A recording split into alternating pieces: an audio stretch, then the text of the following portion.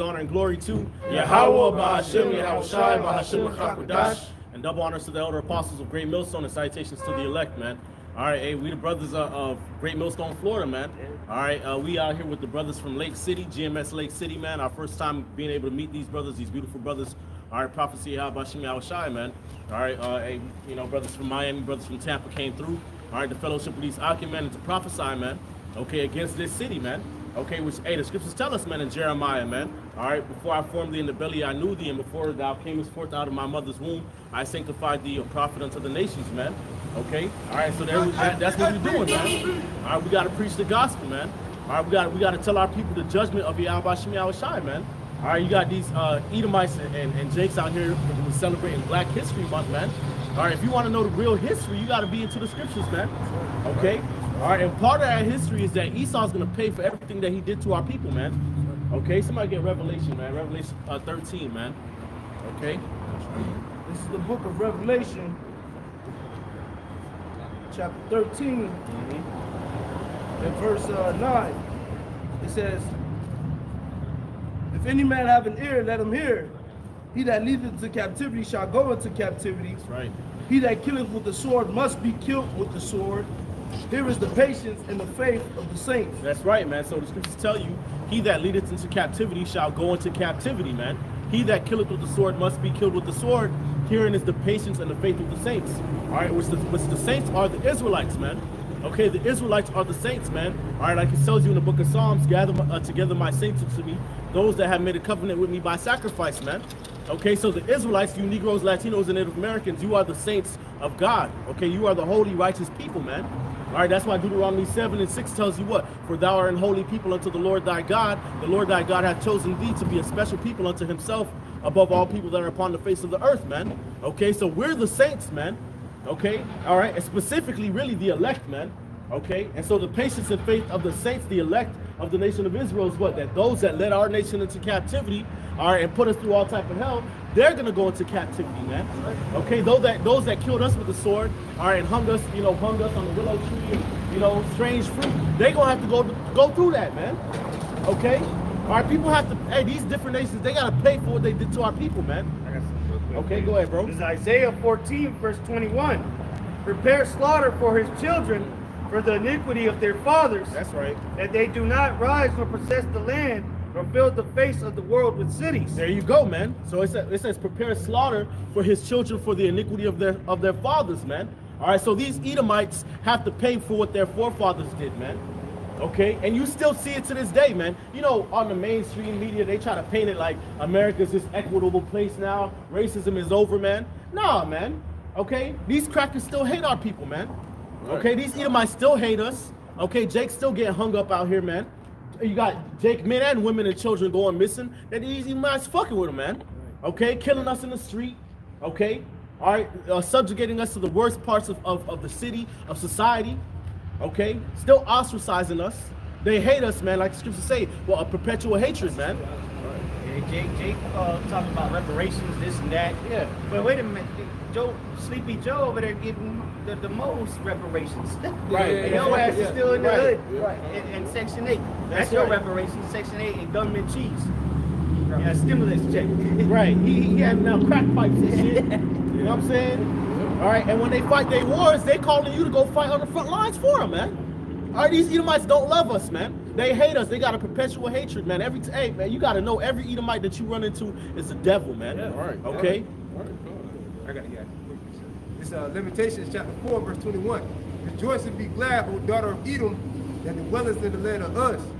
The cup also shall pass through unto thee, and thou shalt be drunk, and shalt make thyself naked. The punishment of thy iniquity is accomplished, O daughter of Zion. He will no more carry thee away into captivity. That's like it. He will visit thy iniquity, O daughter of Edom, and he will discover thy sins. Right. So like the scripture said, the Lord says he's going to visit the sins of Edom. All right. Like the brother was saying, Revelation 13 chapter, in that verse, he that leadeth into captivity should go into captivity. He that killeth with the sword must be killed with the sword. That's right. And Esau did those things to us. All right, and he's going to get that double, man. Right. All right, when the kingdom of heaven is established. Right, All right. and we're near that point, man. That's why in Second Ezra to tell you what, Esau is the end of the world, and Jacob is the beginning of it that followeth, man.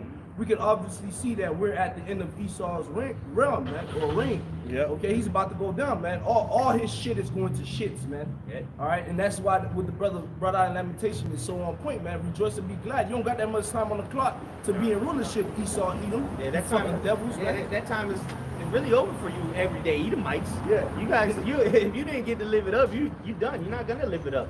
Struggling, Because we're in the transit. See, you as Esau's losing his power, Jacob is gaining their power in the spiritual sense, though. Right. You know what I'm saying? Because that's how our power begins, in the spiritual sense. That's right. You know, so there's a transition happening right now. People just can't see it, but we can. Right. Hey, Jake is powering up, man. Different brothers in the faith, man. Brothers in the knowledge. Hey, growing in the spirit, man. Okay, why? Because there's a transition of kingdoms happening, man. Okay, that's why brothers bringing out the prophecies, these different mysteries and these different dark sayings coming out. Why? Because the Most High is pouring out His Spirit and His favor upon the children of Israel, man. Okay, all right, which means that Esau, Edom is going down. Okay, your rulership is coming to an end, man. Okay. I add this real quick because going back to Isaiah 14, we run in that revelation. This is the book of 2 Thessalonians, chapter 1 and 6. Seeing it is a righteous thing with the Most High to recompense tribulation to them that trouble you. All right, and the reason why I'm bringing this out is because, again, you know, this devil had put our people through hell, man. Took us and dragged us through the fucking mud, man. All right, but that turn of events is about to happen. That turning of the tables is about to happen, man. Right. So it's gonna be you being dragged, man, through the mud, so to say, man. You're gonna be the ones in chains, man. Right. All right, it's gonna be your children being sold, man, as it says in Joel, man. Yep, Joel chapter 3. Yep. All right, because you sold our sons and our daughters, man. All right, you took our women and ravished them, man. So guess what? That's gonna happen to you, man. Okay, but in the righteous sense, man. Yeah. All right. That's right. That's right. That's a quick. This what it said, they showed us and all that, and all that. This is Joel chapter 3, verse I'm just hitting point to verse 6. The children also of Judah and the children of Jerusalem have ye sold unto the Grecians, and ye might remove them far from the border. Right, who are the Grecians? All right, the Grecians are the Edomites. All right, Esau. All right, the Greeks, the Romans. Right. All right, and modern day Babylonians today are the Edomites. All right, we got sold into slavery. Right. And the other nations are innocent neither. All right. Read further up. It's about Palestine and Sidon, the Hamites and the East Indians, I believe. All right, Elam. All right. They had a helping hand in selling it. So you're going to go into captivity too. What verse that was you read? Joel 3. And they had, even before they started sending Jakes on the boats, they had the sub-Saharan slave trade. Which who do you think they were selling? It was Jakes, man. Right, selling them to Ishmael. You know, so Ishmael and Ham had a part in our captivity and us being enslaved and brought over here, man. This is that you might remove them far from their border. So we were on one side of the earth, and Ishmael, Esau, and Ham took counsel together and sold the slavery way over here. Okay, so that we might be removed far from our border, man. Which, hey, you know, usually when you look at people who have been displaced over time, okay, the farther they are from their homeland, the more and more they forget who they are. Yeah. They lose connection with their origins, man. Okay, and that's pretty much what happened to us as a nation, man. So you Edomites and you heathens have to pay, man. Okay, all of you have to pay. That, if I get to say, bro, that's, when he sold us, like you had the whole family, he would sell the father to Virginia, he would sell, keep the daughter in Florida, the wife in Florida, he sell the 2 kids in Kentucky and so on. Yep. And after a while, like the scripture say, we're going to discontinue from our heritage. And that's what happened. Eventually, a little kid, he's going to listen to whatever the slave master say. You're not an Israelite, you're a nigga, man. All right, you're not, or whatever, that's how, part of us discontinued from our heritage. Re-educated. They had the re-education centers for the natives. Yeah. So that even the school system, man. What Jake don't go to private schools and Ivy League universities. I mean, unless you gotta be a super genius somehow make it there. But that's all for Esau, man. But what they re-educate us, they've been re-educated. They whooped it out of us. When Christopher Columbus sailed up blue seas, what do you think they came with? Hugs and kisses? Or with a knife drawn, a dagger behind their back, you know what I'm saying? And they beat you know, that sweet Jesus into our people, man. Right. Made you forget who you were. Now y'all gonna be Puerto Ricans, y'all gonna be Mexicans, you gonna be African, first you're niggers, Negroes, Africans. Now you're American Africans. Now you're black. Now, who knows? You know, as long as you ain't an Israelite, it don't matter what you call yourself. Right. And Esau has you celebrating it, all right, with like January the 1st, all right. He has you celebrating these days of when he's celebrating your downfall, man. Right. He was in captivity. You're right, man. Right. Here it is now. We in February, Black History Month. Right. Man, you niggas are celebrating what, man? Bombings, churches being bombed, man. People getting lynched in the street. That's what Black History Month is about, man. Right. Come on, man. Right. And you know what's crazy is that Jake built this place up, and they gave you 1 month to fucking commemorate all the things that happened. The shortest month in the year, man. Okay. All right. They ain't talking about none of the inventions. Okay, none of the, you know, the actual ones that was on the forefront making these inventions and trying to, you know, liberate Jenkins. They're not going into that, man. They just tell you about Martin Luther King. They might tell you about Malcolm X and shit. They might tell you about George Washington Carver. Right, yeah. You know what I'm saying? That. They might tell you about Harriet Tubman and some shit, you know, Rosa Parks. And that's about it, man. That's it. Okay? All right, which that's fucked up, man. That goes to show you that these crackers don't care about you, man. Right. Okay? Because we built this place up, man. This whole fucking so-called Black History Month should be a whole fucking year. You should be learning about your history throughout the year, man. Okay, and if you really want to learn about your history, read Deuteronomy 28, man. Right. And the point of it all too, you're not black, man. You're not black. Israelite. So your history contains in the scriptures, man. Right. Come on, man. Exactly, man. This is I got that. Okay. Verse 8, and I will sell your sons and your daughters into the hands of the children of Judah, and they shall sell them to the Sabians and to a people far off, whom the Lord has spoken. Right, so, you know, going back to the point, man. All right, you done sold our people, you know, separated households, man. Did all type of manner of bullshit that you wanted with us. So now the table's gonna turn, man. All right, the Lord is gonna allow you devils to fall into our hands, and guess what? We're gonna be selling you and your children off to each other, man. All right, and to these heathens, man. We're just gonna be having fun with you, man. That's right. All right. I had something out of Deuteronomy 28 just to back what he brought out in Joel. It says Deuteronomy 28 and 32. It says, thy sons and thy daughters shall be given unto another people, and thine eyes shall look and fail with longing for them all the day long. And there shall be no might in thine hand. The fruit of thy land and all thy labors shall a nation which thou knowest not eat up, and thou shalt be only oppressed and crushed always. Okay? And that happened to us as a nation, man. Our families were separated. Okay? All right, and we weren't able to do anything about it, man. Okay, all right, we were crushed, oppressed, all of our labor, the fruit of our land, the fruit of our labors, these Edomites got to fucking enjoy and built up their fucking cities, man. Okay, and do what the hell they wanted to do. Right, and that was a curse. Right, that was on a our curse. people. Right, it says, and thou shalt only be oppressed and crushed always, man. Hey, Deuteronomy 30 and 7. And the Lord thy power will put all these curses upon thine enemies, and on them that hate thee, which persecuted thee. And who out of all the nations, who hates us the most, man? Esau, Edom. We quoted it earlier. A perpetual hatred, man. So all that the brother just read that befall our nation, it's gonna turn around to befall your nation, man. That's right. Yep. Edom is the first name on the list. Shit. He the first nigga name, and then Amalek, the head of his tribe. So that nigga was named twice, man. Right, the tabernacles of Edom. That's the first one mentioned, man, because he's our main enemy, man. Okay. All right, he's the one that took it to the extreme. Because all these other nations that named, they had us in some form of captivity or oppression, or they did some foul shit onto our people. But Esau, he made sure, because at least they let us keep our heritage. Esau made sure we didn't keep our heritage, and they took to the extreme. You know, no captivity has ever been seen like this to anybody. The things that were done unto our people, you know, beginning all the way in 1490. Well, shit, going back to the Greeks.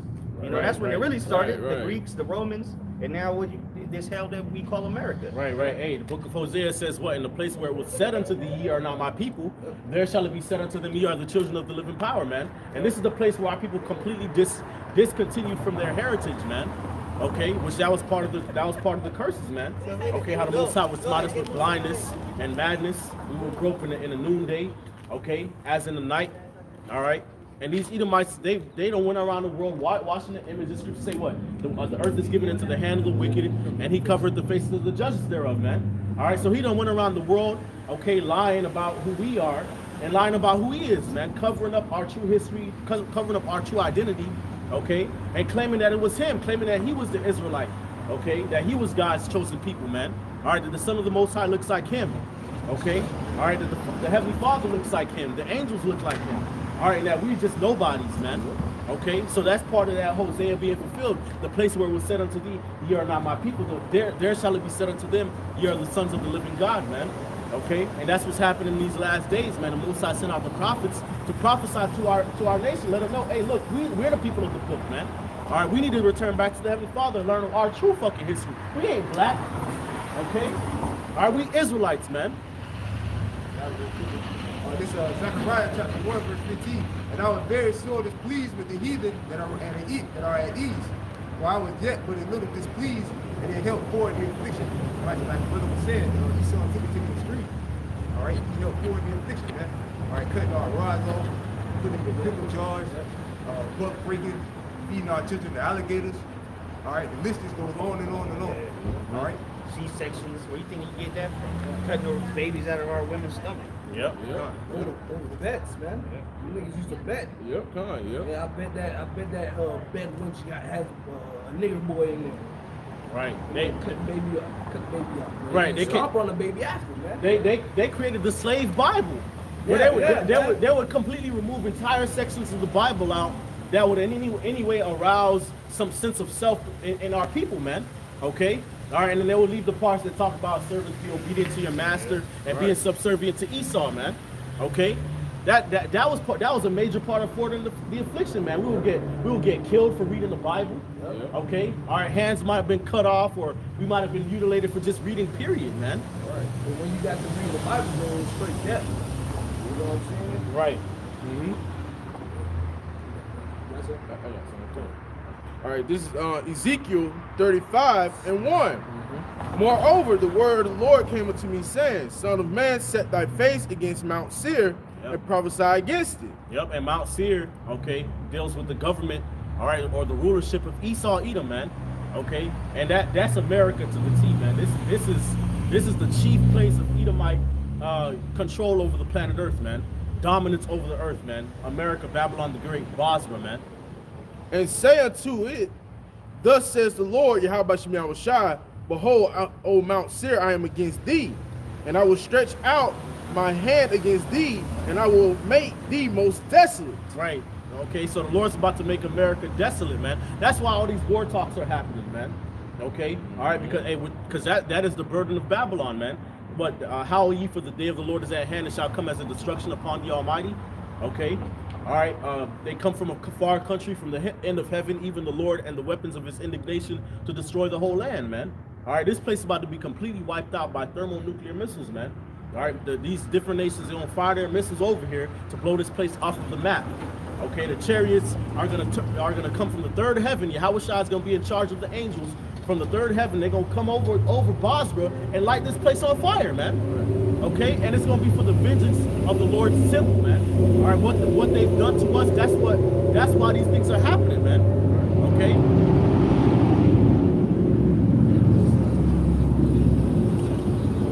And thou shalt and I will lay thy cities waste, and thou shalt be desolate, and thou shalt know that I am the Lord, because thou hast had a perpetual hatred, and has shed the blood of the children of Israel by the force of the sword in the time of their calamity, in the time that their iniquity had an end. Therefore, as I live, says the Lord, Yahweh Shemi Shai, I will prepare thee unto blood, and blood shall pursue thee. So like, can you read verse 5 again?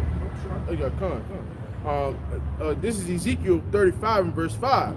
Because thou hast had a perpetual hatred, and hast shed the blood of the children of Israel by the way of by the force of the sword in the time of their calamity, in the time that their iniquity had an end. Yeah, so that's the reason why the Lord is going to judge not only Esau's hub, America, but Esau himself, man.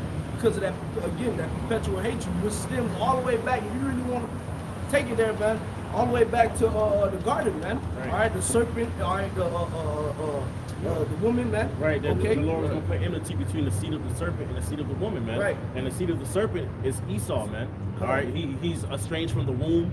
Okay, they go astray as soon as they be born, speaking lies. They are as the poison of the serpent, man, and as the deaf adder that stops the ear. So that's dealing with Esau, Edom, man. Right. Okay, that perpetual hatred goes all the way back to the garden, goes all the way back to Cain and Abel. Okay, and it's, Esau and Jacob in the womb. that's man. it, man. All right, and it's been there since, man. Yep, it's been a constant cycle, right? Really, since the beginning of time, man. Right. Okay. And the fact that this nigga, he, to be honest, man, when you look at the average Edomite man, they'll sit there and they'll smile in your face and how you doing, sir? They're gonna hold the door for you. But deep down in his soul, man, he really wants to put you to death, man, because they're bloodthirsty or putting Negroes, Latinos, and Native Americans to death, man, by shedding the blood of the children of Israel, man. Yep. In the time of their iniquity and when in the time of their calamity and the time when iniquity had an end, here it is.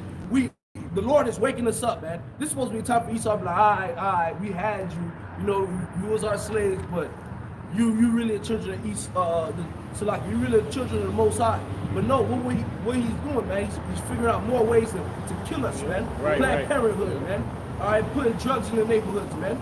Okay, it's the schools, because the school system is a way to kill Jake, man. Right. Mentally, spiritually, man. Yep. Right. And The churches and all that, man. Right, and Esau's government, they got plans to, hey, you know, you professing that you're an Israelite, they trying to get rid of us, man. They trying to get us off these street corners, which eventually we ain't gonna be out here anymore, man. Right. Okay. All right, Rex 84, Project Megiddo, King Alfred plan. Okay, shout out to Brother Smart in Miami. You know what I'm saying? All right, but hey, that's part of their plan, man. Which, like you said, like the Brother Shamar said, man, this is the time where, you know, back in the ancient world, you know, the nations will see us turning back to our power and be like, okay, yeah, let's not mess with them. Yeah. I'm saying, we like, all right, since they turn back to their power, all right, leave them alone, because if we try to fuck with them, their power gonna come in and you know, Right. if we try, you know, if we try to mess with them, you know, their power is gonna intercede, and we're gonna be in big trouble. So let's leave them alone.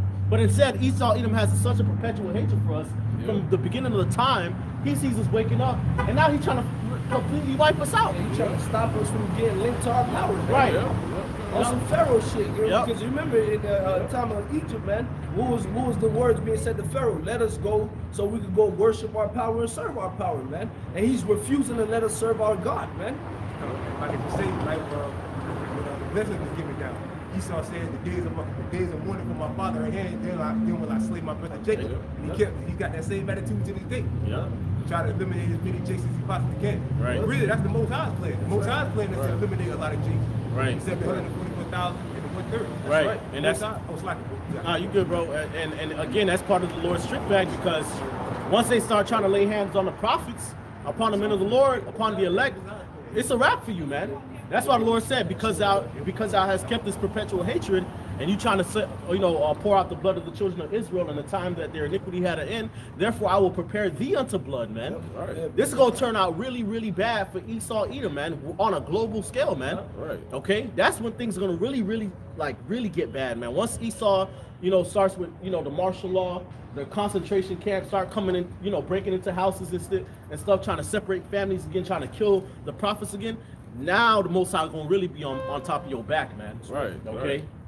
This devil is so full of hatred, all right, and he's full of that pride, all right. So that pride makes him feel like, oh, I got Jake, but really you don't, all right. The Most High is the one that has his hand over Jake, man. Starting with the elect, man. Right. All right. It's like if anybody could just say, like the brother was just speaking about martial law, the whole thing with this trucking thing, right? They said that actually today a convoy is supposed to start in America.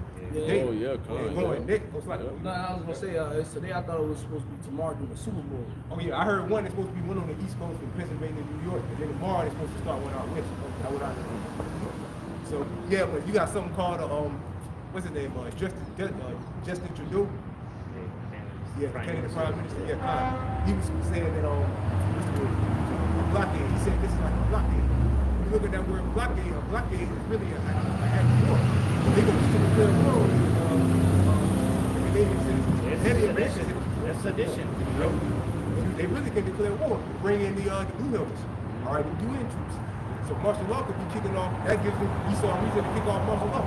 Because they're gonna have to do something. Because the trucks ain't moving. That means food ain't moving, supplies ain't moving, nothing's moving. You know.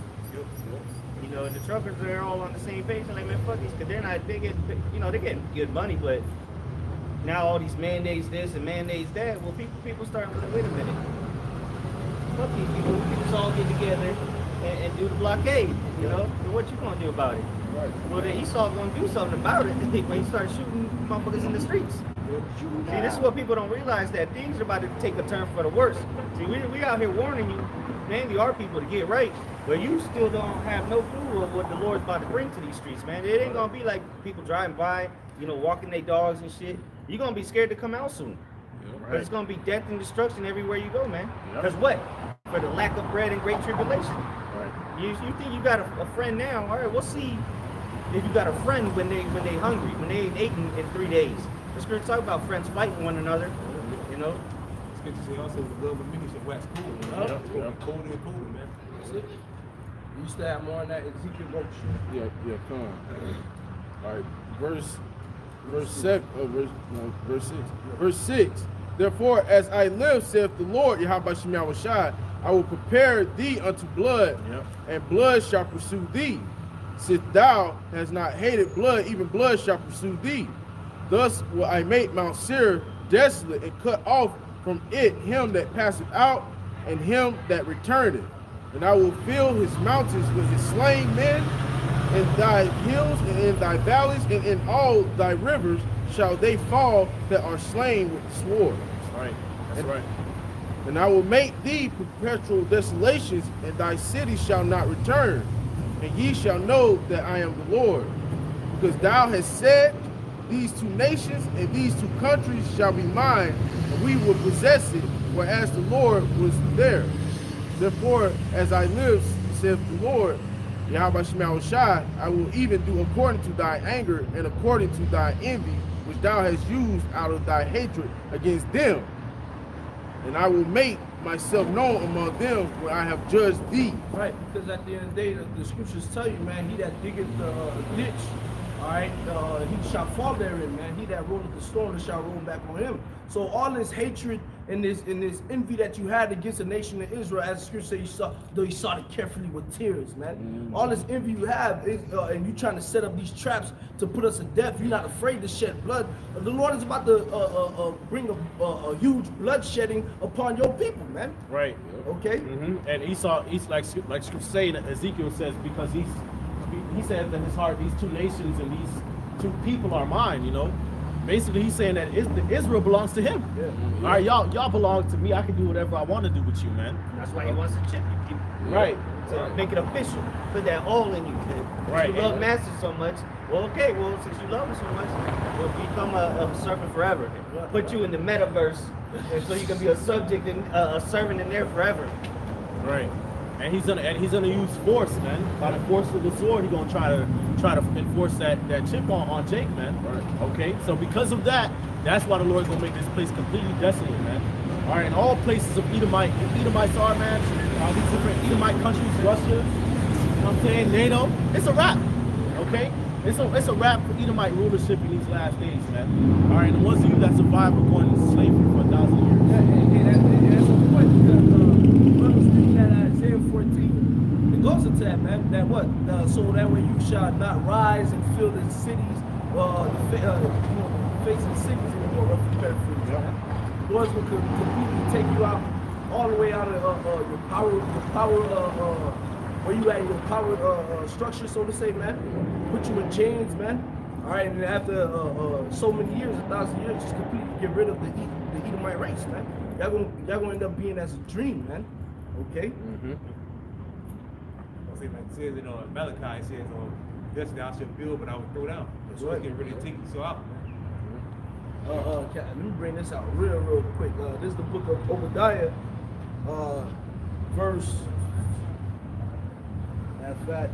verse 8. It says, "Shall I not in that day, saith the Lord Yahweh, even destroy the wise men out of Edom, and understanding out of Esau, and thy mighty men, O T-men, shall be dismayed, to the end that every one of the mount of Esau may be cut off by slaughter. for thy violence against thy brother Jacob, shame shall cover thee, and thou shalt be cut off forever, man. So we see the thing that correlates with Esau's death. All the reasons is because what? You're proud, all right? You think you could be God, and because how you treating the children of the Most High, man. Right, you're a hater. Come on, real hater, man. Real Hey, man, hater. the original fucking definition for a hater was Edom. Right. Come on, man. All right, you and what the brother says, dead ass on point, man. You really are a hater, man. You really mad because we got the blessing, man. When at the end of the day you go back, like the brother Lloyd always say, hey, if you got anybody to blame the original Edomite, man, the original Esau, man. His ass should have took a sandwich out there to the field, man. Then he wouldn't have sold his birthright, man. But the scriptures already had said that he despised his birthright, man. Right, and it was already said that the elder shall serve the younger. That's it, bro. So it just played out, man. It just played out. That's all. Yeah. All right, it was all the Most High's plan, man. Like it tells you in Romans chapter 9, man. All right, the children, before the children was born, neither knowing to do good or evil, that the purpose of the Most High according to election might stand, man. Okay, and then Romans 11 tells you that the Most High cast away His people which He foreknew, man. God forbid. For I am also an Israelite of the seed of Abraham of the tribe of Benjamin. That was Apostle Paul, man. Okay, so the Most High already foreordained Israel be on top, man. This is just the Lord playing out judgment and our punishment, okay, and just showing, you know, how His mercy and His love towards Israel in comparison to His hatred toward Esau, Edom, man. Okay, Malachi, you know, I have what you can bring that out. I actually think about Malachi chapter 1, man. Okay, all right, it's a wrap, man. It's all over with for Esau. This is the end of his rulership, man. Okay, all right, be prepared to see this society completely collapse, man. Okay, this is the judgment of the wicked, man. All right, all the food shortages getting ready to taking place. All right, hyperinflation. Okay, blockades. All right, the talk of the chip, mandatory vaccine, you know, jabber nations, World War III. Okay, Russia, Ukraine, the United States. All of this is the complete collapse, leading to the complete collapse of Esau, Edom's rulership, man. Okay, so you guys are supposed to be happy about this. That's right. Go ahead, bro. That's right. This is the book of Malachi, chapter 1. And I'm going to start at verse 1. It says, the burden of the word of the Lord Yahweh to Israel by Malachi. I have loved you, said the Lord Yahweh. Yet you say, wherein has thou loved us? Was not Esau Jacob's brother, said the Lord Yahweh? Yep. Yet I loved Jacob, and I hated Esau, and laid his mountains and his heritage waste for the dragons of the wilderness. Whereas Edom said, we are impoverished, but we will return and build the desolate places. Thus saith the Lord Yahweh of hosts, they shall build, but I will throw down, and they shall call them the border of wickedness, and the people against whom the Lord Yahweh hath indignation forever. That's right. Okay. All right, so the Lord hates Esau, man. Okay. All right, Esau. There, you got what? GOCC saying Esau could be saved. There is no salvation for Esau, man. Scripture say there is no peace, saith my God, to the wicked, man. I was actually reading that this morning, man. There's no peace to the wicked, man. Who's the wicked? Esau, Edom is the wicked, man. Okay. It's like I just said, the precept that brother brought out before. It said to the whole house you should be cut off by slaughter. Right. That's all Edomites. Right. Not just a couple or one or two that slip through the cracks. That's the whole house of Esau. Right. Mhm. All Edomites. Right. So-called white people. Right. The people in whom the Lord hath indignation forever, man. They're not making it, man. The scripture say what? Lest there be any profane or person as Esau, okay, who for one morsel of meat sold his birthright. There's no repentance for him, man. The Most High rejected him. Okay. All right, so there's no salvation for Esau. Esau's done, man. It says what? The people, I will make them desolate. The people against whom the Lord hath indignation forever, man. They're going into slavery. They're going to serve their punishment. And then eventually they're going to be totally cut off as people, man. Okay? Yeah, I got some questions real quick. This is Jeremiah 49. I'll start at 7. Jeremiah 49:7. Concerning Edom, thus saith Yahweh of hosts, is wisdom no more in Teman? His counsel perished from the prudent. Is their wisdom vanished? Flee ye. Because think about it. Who were the people that created the weapons of mass destruction? It was the Temans, the Temanites, man. All right, the wise men of Teman. Okay, but now look at them. They ain't got no answers. They don't know what to do. They ain't got. They can't figure it out. How? Maybe we can go in space. Maybe we can go underground. But they really don't have a concrete plan. Just like they had a concrete plan to make them missiles of mass destruction, right? Right. Esau normally has a plan for everything. Yeah, contingencies and plan 18 and you know what I'm saying? Right. Operation this. Yeah. Right, which is crazy because those plans those nukes was up to every father to begin with. And that's why it says is wisdom no more in demons. Like, damn, this nigga's so smart, he can break atoms down and shit. But now he don't know what to do now because he see that the Lord is making moves. You see the prophets of the Lord out, you know. Verse 8, flee ye. Too much time. Oh yeah. Select your brothers. Go on.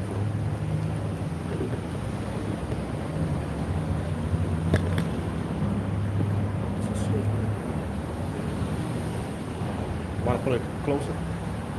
Might want to put it right there. Do that, yeah, that'd be perfect.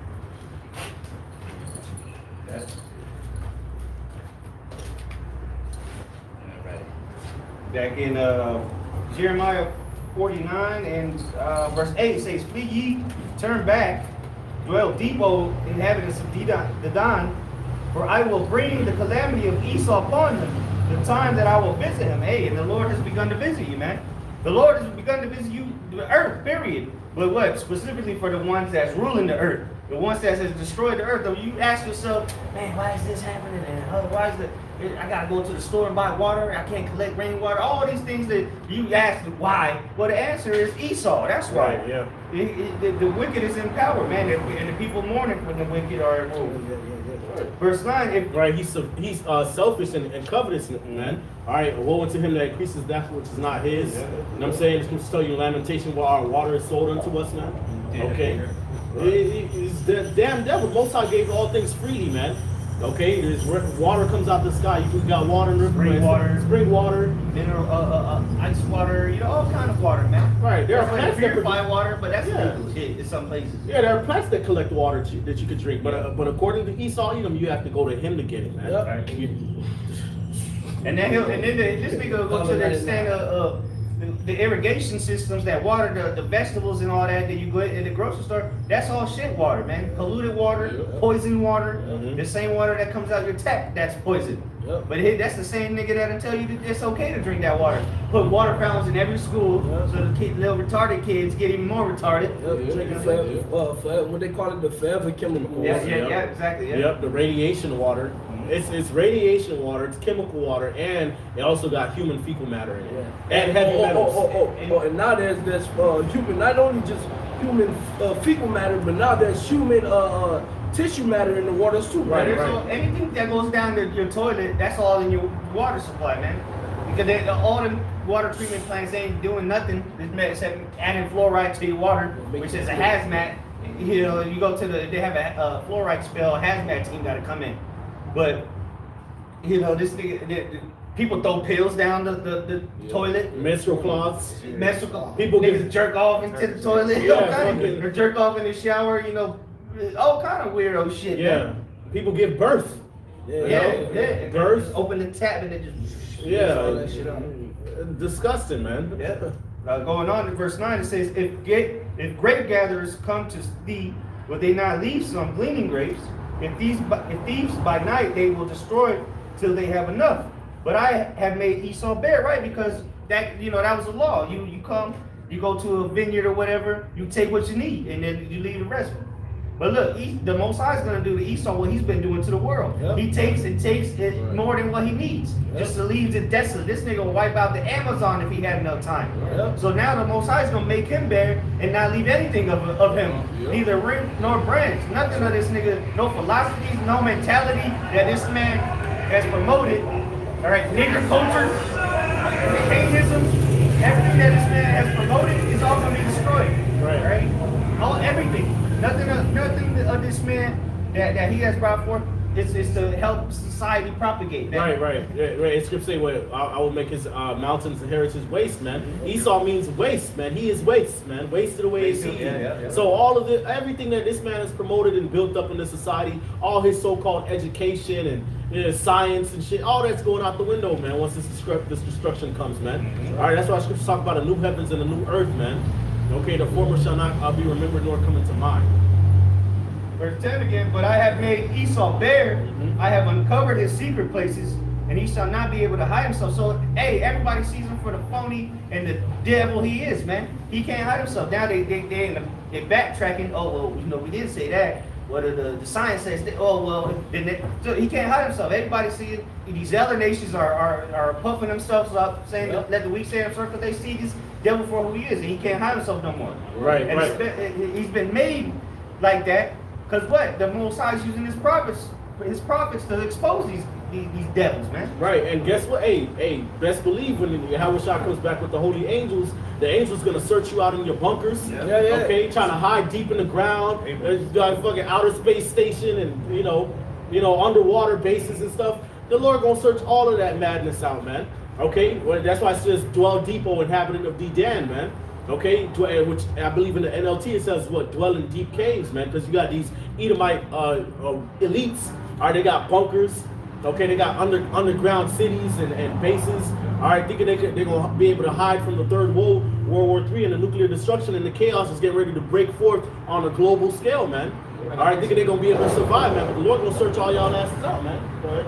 This is Revelation chapter 6, verse 15. And the kings of the earth and great men and rich men and the chief captains and the mighty men and every bondman and every free man hid themselves in the dens and in the rocks of the mountains and said to the mountains and rocks, fall on us, hide us from the face of him that sitteth on the throne and from the wrath of the Lamb. And that's like that. For that great day of his wrath is come, who shall stand? Who shall stand in his light? Right, so who can live? The limbs of the Lord Yahushua. All right, and I heard Elder Ramla going to that word dens and caves. I believe it means, I forgot the exact word and what it means, but basically he was saying like it means like den, bunkers and things like that. Because people, these devils gonna be trying to hide themselves, and like it also tells you their moves. Yeah, right. Underground military bases. Yep. And then these we're not talking about no bunkers a doomsday prepper got, because the doomsday prepper's gonna die in nuclear destruction. What, they got a bunker 15 feet under the, man, all that shit's gonna be destroyed. We talk, you gotta be miles into the earth to escape the judgment in America. If you got a bunker in your backyard, you're gonna die. You're gonna die, because that bunker, I don't care how much concrete you got on it, if you're not miles into the earth, you're gonna die. We're talking about destruction that never been seen. And I looked it up, you know, the missiles are gonna burn 100 million degrees Celsius. 100 million.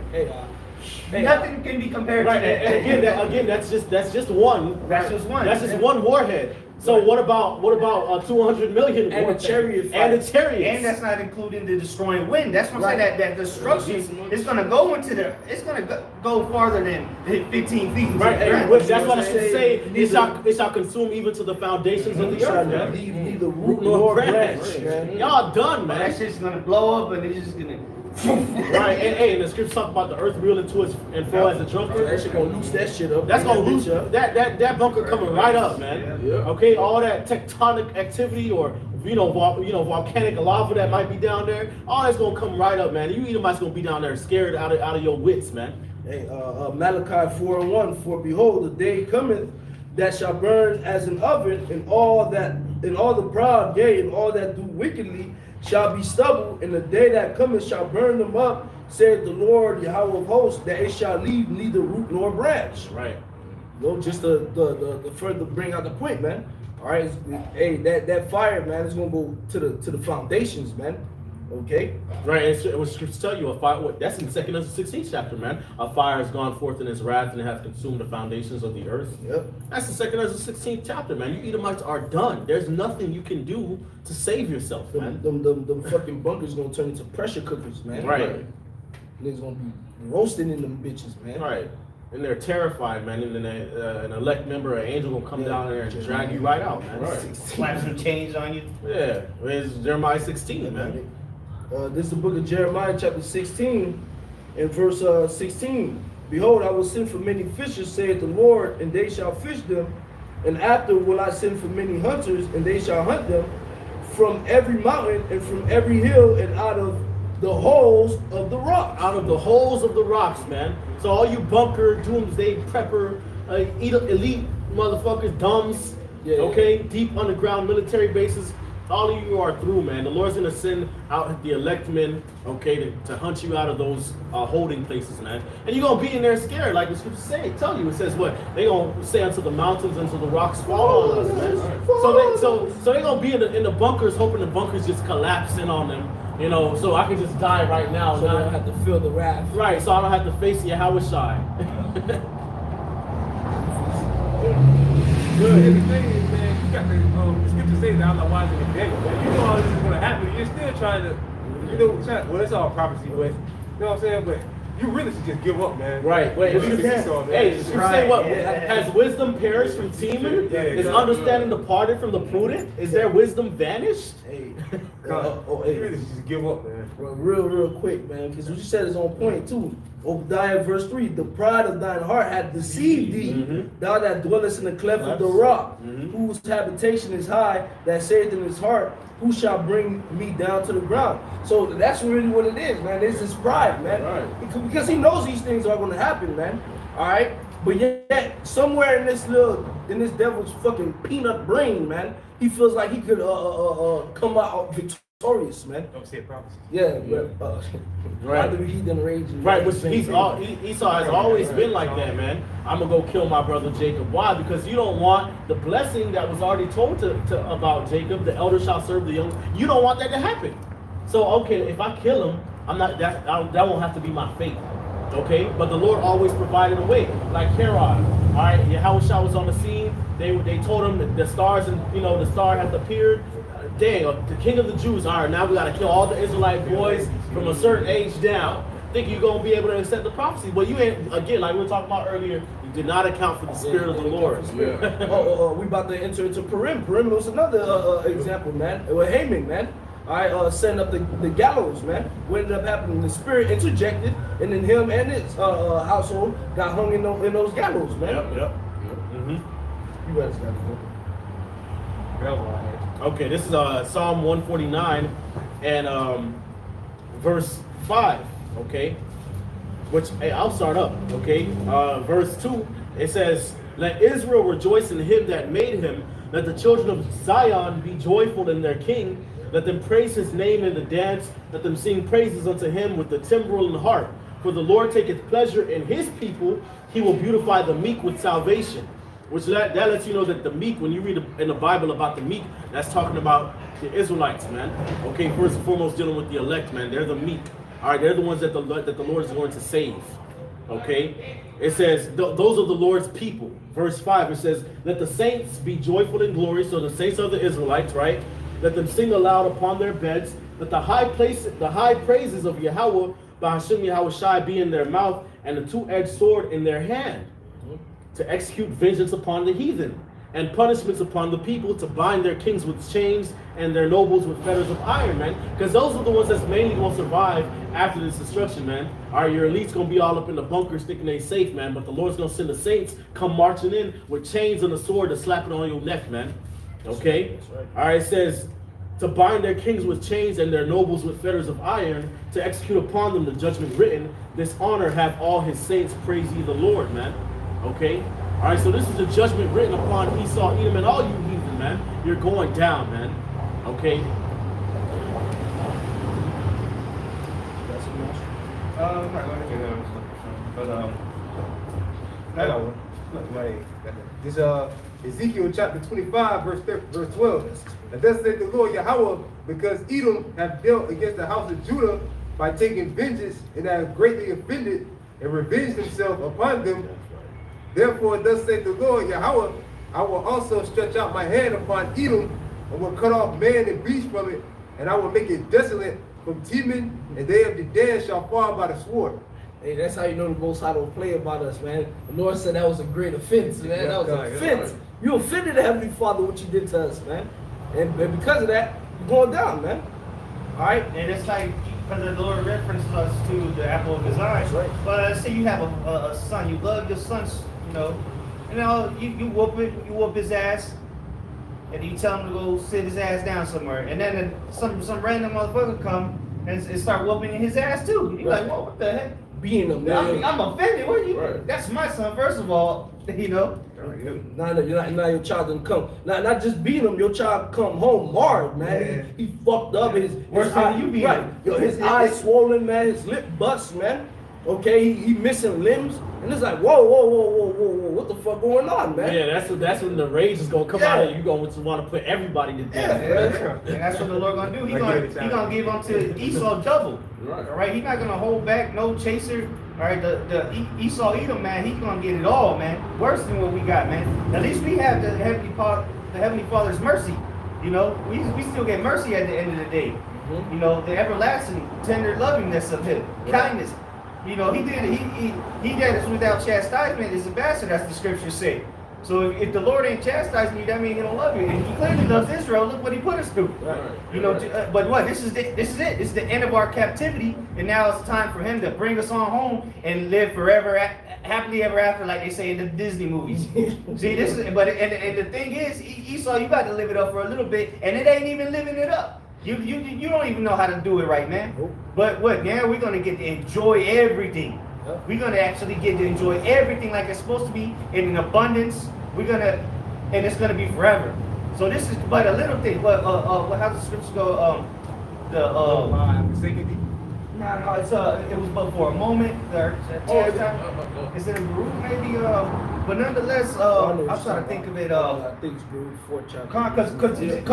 Because let's say Esau's his rulership, the Greeks, the Romans, and when the beast was revived, it's been less than 1,000 years, all combined together. So when we get to enjoy the upper kingdom, which is Yahweh and Yahshua's kingdom and Israel's kingdom by default, it's gonna be forever. So it's a minute. It's not even. That's gonna be like a blink of an eye compared to eternity.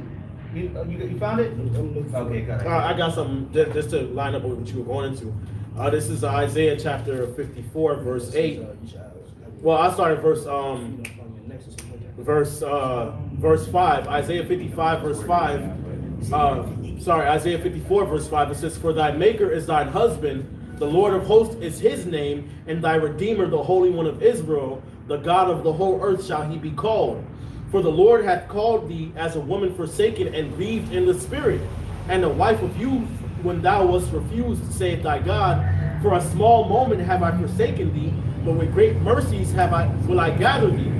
In a little wrath I hid my face from thee for a moment, but with everlasting kindness will I have mercy on thee, saith the Lord thy Redeemer," man. So like what Brother Ashi's going into, this has been a small time, okay, that Esau has been able to have the advantage over us, man.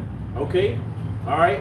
Why? Because it was the anger of the Lord, man. But the Lord said, "Well, with everlasting mercy and kindness will I have mercy upon thee, thy Redeemer." The Lord's going to redeem us, man. Okay? And we're going to actually be able to live it up and enjoy the earth and the kingdom of heaven like we ought to, man. The earth is our inheritance, man. Okay? Our inheritance is rulership over the different nations. Okay? Eternal life, immortality. Okay? Having the kingdom. All right? The presence of the Most High never departed from us, man.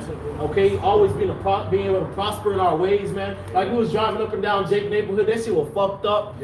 Even in little old Lake City, it's barely over 12,000 people here, man. Right. Okay? All right? Little old Lake City, Jake neighborhood ran through, man. Okay, but when you go to the Edomite side, it looks all nice and you know what I'm saying? Big old houses. Fenced in. And niggas still get in there somehow. Yeah. And you're Jake living better than a lot. I dare say that there's Jakes that live better than the majority of Edomites. Yeah. Because a lot of Edomites can be hurt. They be hurt. You don't see rich millionaires every day. When you see rich millionaire Jakes every day on TV, you know, y'all live in Miami, y'all see that shit, nigga driving Ferraris and shit. Motherfucker, Esau be mad as hell. And the nigga is S10, 87 S10. That's a bit in the back. That's an inklet of that trading places, man. Right. Right, because Jake always gonna come up on your ass some type of way, man. Some type of way. Pharaoh talking about kill all the Hebrew boys. Damn, now he in the palace. He one of the princes, goddamn. Came all the way up. You know what I'm saying? Joseph getting slow slavery in Egypt. Next thing you know, he the second in command. He running the shit, bro. Same thing with Daniel. Daniel got taken to captivity. Now he the president of Babylon, bro. Fuck. That's how it always happens, man. Hey, the hand of man is betwixt the heel and the hand. Other questions asked thou not, man. We always gonna supplant your ass, man. Hey, we found the precept that I quoted. Read that real quick. This is the book of 2 Corinthians chapter 4, verse 17. For our light affliction, which is but for a moment, worketh for us a far more exceeding and eternal weight of glory. Yeah, this is a light affliction, man. Even though, man, this has been atrocious things been done to us, but it's a light affliction compared to what the Most High could have done. He could have just got rid of us. Right. But what? It's working a far greater reward, which is gonna, what they say, eternal, exceedingly. This thing is an eternal what we working for, man. And people don't realize that. That's why a lot of our people just walk by, scoff, and whatever. They don't believe it because they carnal. And what is it? To be carnally minded is death. They can't see the eternal thing. Their minds or their heart is on the temporal things. Our hearts on the things of heaven, the eternal things. Verse 18. While we look not at the things which are seen, but at the things which are not seen. For the things which are seen are temporal, but the things which are not seen are eternal. That's it. Yeah, I forgot that was the next verse, but that's where our hearts are at, man. Worrying about what's to come. You know, hey, we'll give up our lives happily if we can, you know, make our call and election sure for the things that are going to last forever. That's what it's about. That's what it's about. That's why, Peter and the other apostles asked, "We have forsaken all. What shall we have therefore, man?" Okay, we're gonna have 100-fold, and with that everlasting life, man. Okay. All right, and that's what this truth is really about, sacrifice, man. Romans chapter 12 tells you, lay your body as a living sacrifice, man. All right, Paul talked about, well, I die daily, man. Okay, why stand we in jeopardy every hour, man? Okay, all right, he that will save his life shall lose it, and he that will lose his life for my sake shall find it. Look at how it was. You got it, bro. Bring it out, bro. It's 2 Corinthians 17, verse 33. Whosoever shall seek to save his life shall lose it, and whosoever shall lose his life shall preserve it. Right, okay. All right, so again, there you go. This truth is about what? Sacrifice, having to lose, man. All right, so that we can attain the kingdom. Like, second Ezra, I want to say it's the 6th or 7th chapter, talks about going through that straight and narrow path. Right, that got fire on one side and then water, and deep water on the other side, man. You know what I'm saying? In order for you to get to the broad, you want to get to the broad, the city, the great city, right? You know, that got all goodly things in it. You got to go through the straight and narrow, man. You got to go through the hardship, man. This is how we're going to be able to attain to the kingdom, man. All right, by going through this hell and losing, we have to lose on the way, man. We got to suffer, man. Okay, which is why the scriptures tell you in Hebrews chapter 12, all right, lay aside every weight and the sin that's so easily beset us, man. Why? So that we can run faster, man. Okay? You know, so that we can run the race that was set before us, man. Okay, without distraction. Go ahead, bro. I was gonna say, don't it say in second Ezra, if you do not go through the straight. I just talked about that. Go ahead, bro. Expound. Yeah, you know, because we gotta go. We like I be telling the brothers down there. You know, we done fell from our glory when we hell. So now we gotta travel through hell to get back to the state that we once were. Man. Right. And traveling through hell means you're gonna have to lose things. Yeah. You're gonna have to suffer. You're gonna have to deny yourself. You gotta put yourself as a living sacrifice. Okay, you gotta die daily. You might have to die for real. Yeah. Why? Because this life is not where what you say. This life is not the life wherein much glory doth abide. There's not much glory here, man. You want to attain to the glory, you want to be great, well then you have to be putting yourself last, man. Yep. Like Yahushua was, man. No reputation. No reputation. Obedient unto death, man. That's when you're going to get the high exaltation, man, like Yahushua got, man. I got something. Go ahead, bro. This is Acts 14, verse 22. Confirming the souls of the disciples and exhorting them to continue in the faith. That's the key. You got to continue in this faith. And that we must, through much tribulation, enter into the kingdom of the Most High. Right, so it says three things. It says confirming the souls of the disciples, which the word confirm means to strengthen or to be with strength. Okay, so confirming their soul, strengthening their minds, their souls. Okay, and exhorting them to continue in the faith. So you gotta strengthen them. Then you gotta exhort to continue in the faith. All right, and then you gotta know with all of that we through much tribulation shall enter into the kingdom of the Most High. Right. All right, because that's how you're going to be able to endure, man. Why? Through faith, man. Okay? And if you got the faith, you got to know that you're going to have to catch some hell to get to the kingdom. And that's the thing you need to know, because that's a part of counting the cost.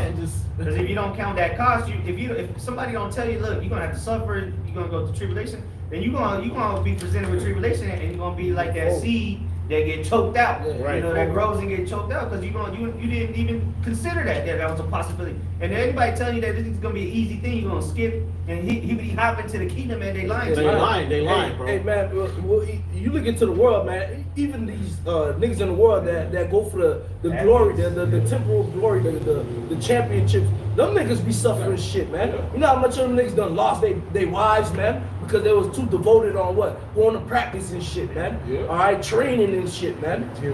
Yeah, in the gym. Right. Sacrifices. Yeah, you can't eat bullshit all the damn time no more, man. Hey, some of these high and mighty, you know, athletes and musicians, politicians, celebrities, they done had to sacrifice their family members, man. Yeah. Even Satan requires sacrifice, man.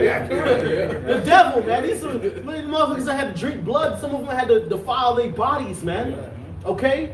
All right, they sacrifice their time. Some of their bodies hurt. Like they on the field, you think they dribbling across it? They hurting, man. They in pain, bro. They in the gym every you think LeBron James is the best right now because he just chilling at home playing 2K? Nah, he in the gym every day. He playing ball every day. Right, taking the supplements, taking whatever he needs to help reduce the joint pain. This man is aging. Paying millions for a cook to come and cook him proper meals and A physician, a doctor, you know what I'm saying? suits and all that shit, man. They ain't playing this shit. This real, man. Like, hey, the scriptures tell you they do it what for a corruptible crown, but we do it for an incorruptible, man. And like Muhammad Ali said, he said, I know training was painful and I didn't want to do it, but I know I had to do it to live like a champion forever. Right. You know, you gotta fight. You gotta fight to get the reward, man. He that runneth the race runneth to receive a reward or receive a prize. Yeah, that's awesome. All right, this is Sirach, chapter 2 and 1. My son, if thou come to serve the Lord, prepare thy soul for temptation. Paradise soul, man. And that's beautiful because the brother was just mentioning somebody says it's gonna be easy, they're a liar. Because the scripture tell you go do it, you gotta prepare your soul for temptation. So the Lord just clearly just said it ain't gonna be easy. And the scriptures tell you that the righteous shall be scarcely saved. Right? So you know, you have to constantly endure. You gotta, hey, this race is for not for the swift, it's for it's like a marathon, man. You gotta keep going, man. Right, you gotta pace yourself. You gotta know what you're involved in, man. Your ass gonna be catching hell. You gonna lose. Demons gonna be fucking with you. You're gonna have to sacrifice things. You're gonna have to sacrifice comfort, trouble in the flesh, infirmities. Like Paul said, he said, we defame. We ain't got no certain dwelling place. Okay? Alright, we buffeted all day long. Okay? Alright, we broke, we poor. You know, they persecuting us, they trying to kill us all the time. That's how it was back then. When you think these scrolls was being written, Jacob, the prophets was just sipping on pina colada. You know what I'm saying? Switching it. No, nigga. Read Jeremiah. Jeremiah was on the damn. They trying to kill me, Lord. Fuck. You know what I'm saying? Crying every other chapter. He crying. You know what I'm saying? Getting thrown in the prison in the miry pit. They gotta pull him out. Damn. All right, I'm gonna go prophesy out here. Shit, they trying to kill me over here. Gotta run over there. God damn it. Same thing. Same thing with Apostle Paul, man. He let out a city about bastards. This Second Corinthians chapter 11, verse 22. I'll start at verse 23. Are they ministers of Hamashiach? I speak as a fool. I am more in labor more abundantly, in stripes above measure, in prison more frequently, in death often. And really, Paul boasted. He boasted in his infirmities. But at the same time, he kind of being sarcastic because he's like, bro, what y'all thought this was? You know what I'm saying? Y'all seeing me catch all this hell, y'all talking some shit. The fuck, this is what you're supposed to go through. This is what you're supposed to go through for Yahweh Shai's sake, man. On the question, I'm a minister, am I serving Yahweh Shai? Look at what the fuck I've been through, and then I'm gonna boast in my infirmities on your ass too. That's how I go, man. Verse 24. Of the Jews 5 times received our 40 stripes. Right, 5 times. They don't say 1 time. They say 5. So 5 times 40. Save 1 stripe. Save 1 stripe. So which means 5 times the Jew can't pop on his back. Which they will strip your ass down, man. Back exposed. And they taking the buffet into the whip. Way back. Way back. Yeah. Wow. In front of people. You get whooped in front of people, bro. Really, 5 times, save 1 strike, bro. That's 199. If not 200, bro. Come on, man. You had to suffer, bro. Verse 25, thrice was I beaten with rods, once was I stoned, thrice was I shipwrecked, at night, a day I have been in the deep, in journeys often, in perils of water, which perils means danger. Right, and it says they stoned him. Yep. It says once was I stoned. Which means they picked up rocks and they hurled it like a football on his ass. Like a bullet. Stoning, yeah. That was a common way of death back then. Stoning, everybody grabbing stuff. The whole city come stone your ass. So there's a heap of stones on top of you, man.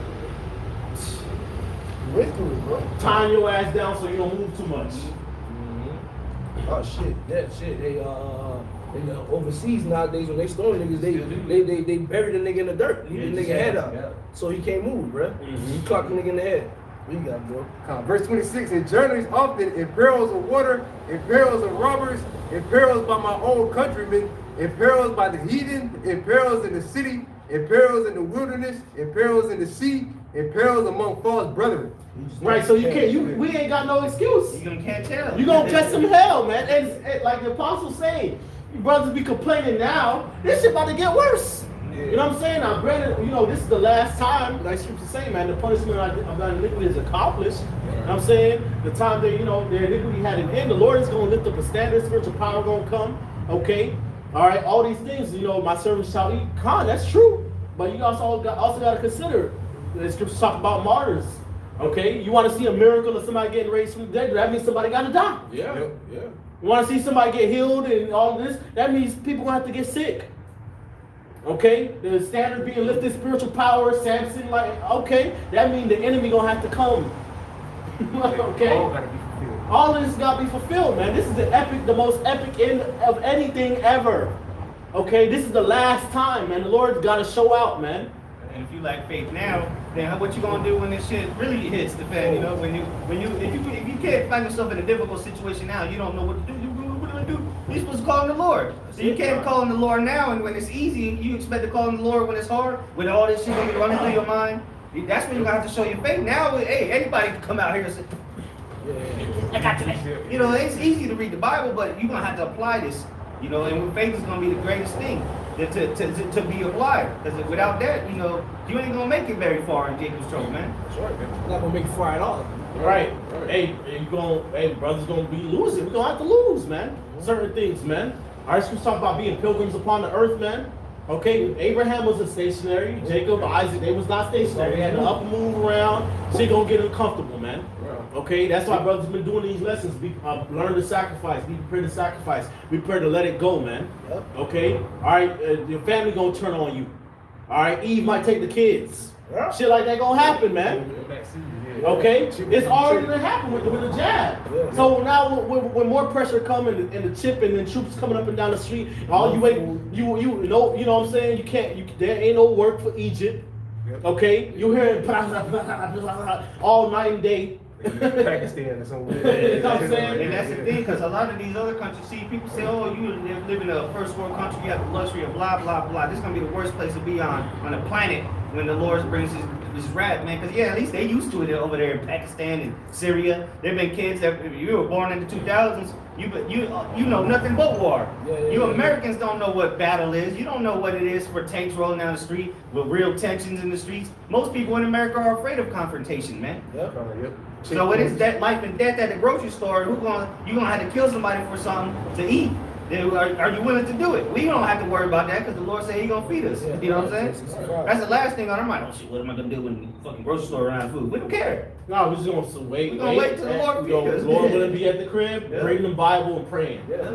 Waiting on the Lord. A raven might break through the window and bring us some chicken. Exactly, man. I wanted to bring this out because you brought out the account that Paul was going through. And remember when Paul was first named Saul and he was blinded and the Lord had sent, the word to Ananias to say, to basically put Ananias up on game and he was going to have to heal Saul, man, when he had the blindness, right? Yeah, the blindness. This is the book of Acts chapter 9 and verse 16. For I will show him how great things he must suffer for my name's sake, man. So here it is, man. We trying to get to the kingdom. We trying to receive the crown and things like that. We're gonna have to suffer great things, man, Great for the things, name bro. of the Lord, man. Great Because things. all of that is supposed to be to the glorification of Yahweh Shem Yahushai, man. All right, losing things. You're supposed to what? Give praises to the Lord, man. Because why? The men of the Lord lost things, man. The brother mentioned Peter, man. We have forsaken all, man. All right, so you gotta be in that mindset now, man. Because when all hell breaks loose, you're not gonna have your fucking 52-inch TV no more, man. You're not gonna have no Xbox 360 or a fucking Lexus or a BMW to be whipping around no more, man. Okay. Right. All that comfortable shit, all the luxuries you got is gonna be gone, man. Okay, so you gotta get in the mindset of letting that shit go now, man. Right, because if you're not in the mindset of letting go comforts now, then that means when the most uncomfortable time comes, you're not gonna be prepared to let go of comforts then. Yeah, Bend over and take a chill. exactly. You just gonna bend over, you gonna fold, bro. That's why this keeps talking about denying yourself, man, daily, man. And daily taking up your cross, man. Look at how Yahushua lived, man. And Yahushua was the most powerful being on earth, man. And second most powerful being in the universe, man. Yeah. Okay? He could have had anything he wanted, man. Satan even came and tried to tempt him, man. Yeah. Multiple times he said, nah, I'm gonna serve the Lord. I'm gonna deny my flesh right here, right now, man. When the Lord, the Lord said foxes have holes or something like that. Yeah, the Son birds of the air had have nests. Yeah, the Son of Man had nowhere to live at. Yeah, so the Lord was catching him, man. Like the brother said, the Lord had spiritual powers. The Lord could have been living good. Yeah. All right, but he chose to suffer, man. Right. Not only did he have spiritual power, his father had a lucrative business, man, a carpenter, man. Yeah. He could have been sitting hefty, man. Right. He said, think not that I'm able to call 12 legions of angels right now and set it off right now. Yeah. Right. You know, he said, I'm coming to send fire upon the earth. What will I be already kindled? Yep. Okay. I wish I could have set the whole joint off back then, man. Took it home and then You right know, down yeah, there. took it down, set it up. We would have You been know? born in the kingdom. Well, I'm about to say we would have been born in the kingdom. Right. Well, but the Lord ain't promising that the word. Exactly. Yeah, exactly. He came to fulfill the word, Right. fulfill the law, man. The prophets and the law, all they spoke about him. So he had to fulfill the word, man.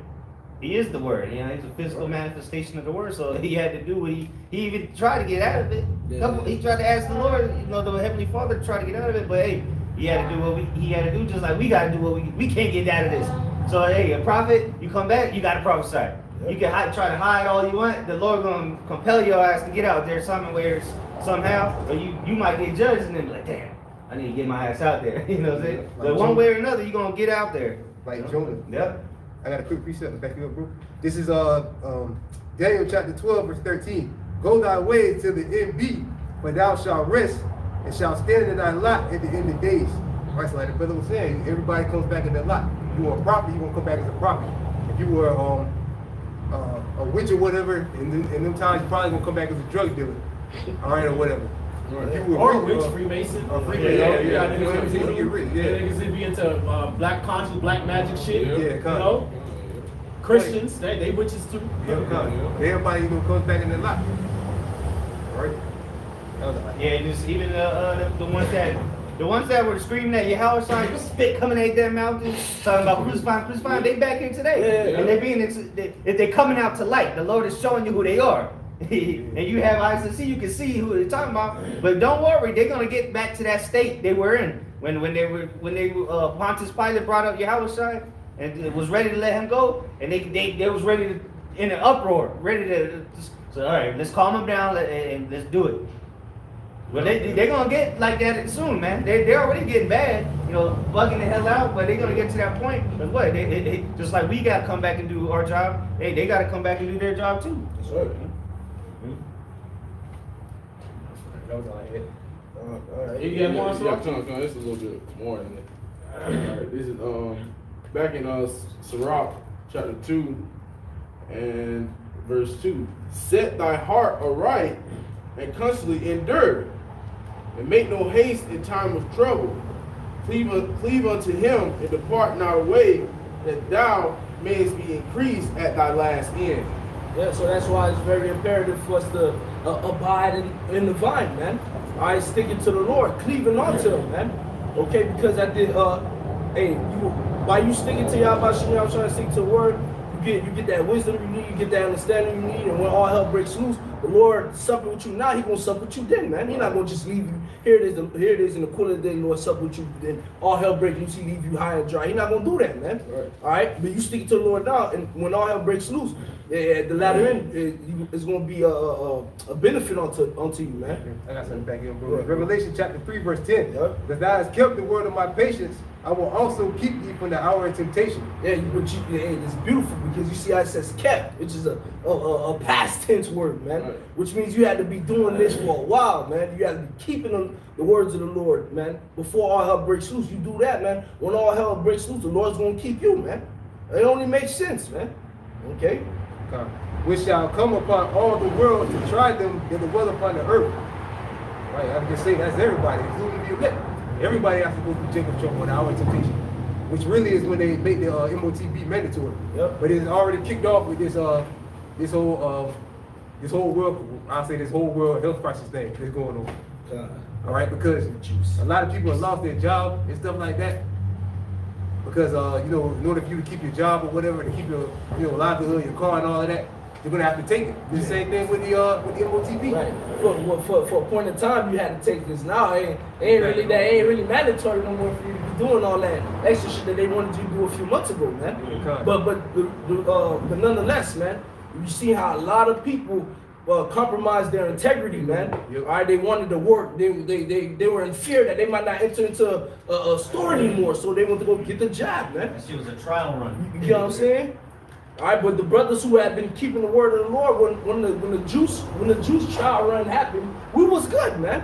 Brothers still kept their job, man. And the brothers who had to forfeit their job, immediately the Lord took care of them, man. Yeah, I'm saying I lost my job, but I got a better job. You see, call on like about spell shot. Yeah. You know? Yep. Hey, this is, you got one? Oh no, that's Hey, this is Matthew chapter 19, verse 27. It says, Then answered Peter and said unto him, Behold, we have forsaken all and followed thee. What shall we have therefore? And Yahushua said unto them, Verily I say unto you, that ye which have followed me in the regeneration, when the Son of Man shall sit in the throne of his glory, ye also shall sit upon 12 thrones, judging the 12 tribes of Israel. And everyone that hath forsaken houses or brethren or sisters, or father or mother or wife or children or lands, for my name's sake shall receive an 100-fold, and shall inherit everlasting life. But many that are first shall be last, and the last shall be first. Okay, so you got to forsake these things. Really, you got to put, basically, that the last verse there is telling you in verse 30, many that are first shall be last, and the last shall be first. Basically, you got to put yourself in all your desires last, man. If you want to be first, man. Okay, you want to be the greatest, you got to put yourself down, man. Okay, you got to put your desires, your wants, got to constantly be a sacrifice, man.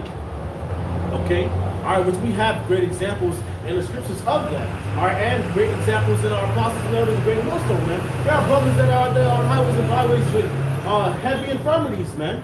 Okay, all right. You would think, all right, shit, damn. You know, somebody, a regular person, a person of a carnal mind would be like, man, you know, I got this going on, I got that going on. I'm not gonna go preach the word. I'm not gonna be charitable. I'm not gonna be this, that, and the third, man. Okay, but you got men out there that's out there suffering. Brothers catching all type of hell right now, man, across the globe, man. Okay, brothers catching the hell, but they out there, man. Okay, still being charitable, still doing this, still doing that, man. Okay, so that the theme is what you gotta forsake you. Okay, you gotta forsake your desires, you gotta forsake your wants and your comforts to receive 100-fold, man. So if you want to sit on that throne and be with Yahushua, man. Okay, have that preeminence with Yahushua, you gotta put yourself down, man. Same way he was, man. That's the only way. This is the book of Matthew, chapter 16, and verse 24. Then said Yahushua unto his disciple, If any man will come after me, let him deny himself and take up his cross and follow me. For whosoever will save his life shall lose it, and whosoever will lose his life for my sake shall find it. All right?